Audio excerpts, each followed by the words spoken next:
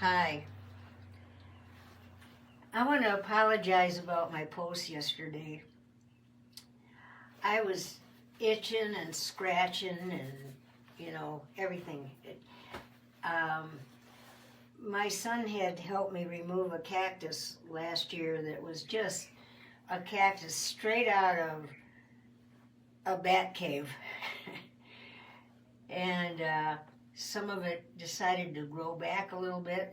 So I was out in the yard yesterday. It's got tiny little hairy things on it, just very tiny. But if the wind blows, they're on you. I hate that cactus. So anyway, that was the problem. I got a bag and I finally just got rid of the thing and put it in the trash. So, but I had that blue shirt on and I was paying for it, scratching, and it makes me kind of wonder, did the people in the wilderness ever run into that kind of a cactus or anything like that? How do they take care of certain things? I don't know, like, how did they cut their toenails? Did they all have long toenails? I don't know. They didn't have the drugstores and the things, toenail scissors. I don't know what they did. How did I get off on this subject? I don't know. I'm sorry. But I don't know what to do with my hands anyway, so I might as well just keep, I don't know.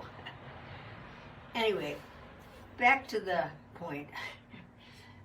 We know that they have now crossed over the Jordan River and they have set up camp there. And the two spies are back with them again. And they started looking around. Their camp was called Gilgal.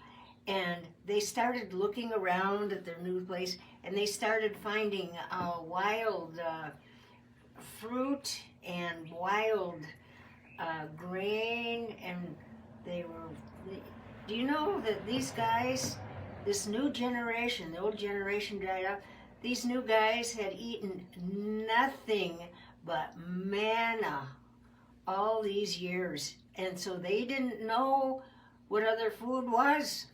That was kind of a shock to me when I looked into that one. So when they started seeing like an orange tree or maybe wild grapes, they were just starting to, oh, this tastes so good and everything. Well, then God stopped the manna. They didn't have to eat manna anymore.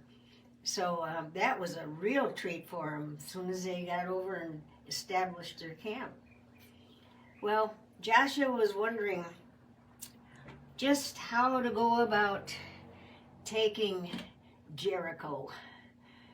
And he went over there closer to take a closer look at Jericho.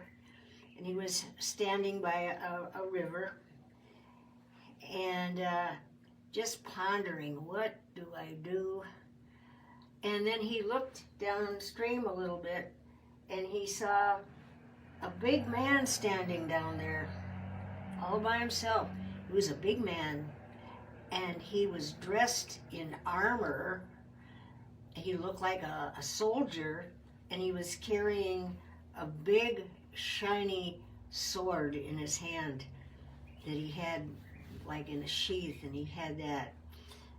And Joshua was amazed. So he went over to the man and said, "Who are you?" And the man said, "I'm the captain of the Lord's army." Oh, Joshua was so relieved. He couldn't understand it, but he was so glad that this guy was on his side instead of the Jericho side. And then the man told him, the captain of the Lord's army, told him to take off his shoes. He was standing on holy ground. Oh, where have we heard that before? Just like with Moses. And so Joshua was really ecstatic to meet this man who told him, gave him instructions and exactly how to take Jericho. What could be better than that? You're gonna go try to figure things out, and the Lord's messenger, or the Lord, whatever. See, a lot of times angels show up and they don't have white robes and wings and things. God can make his messengers into anything he wants.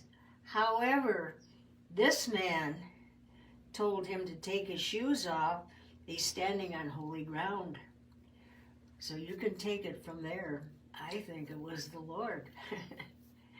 I'm going to leave off there right now because Joshua is excited. He knows what to do now, and now they're going to get ready. Sorry I wasted so much time about cactus and Hong Kong hangnails or whatever. Anyway, I'll see you next time with something with more substance. Bye-bye.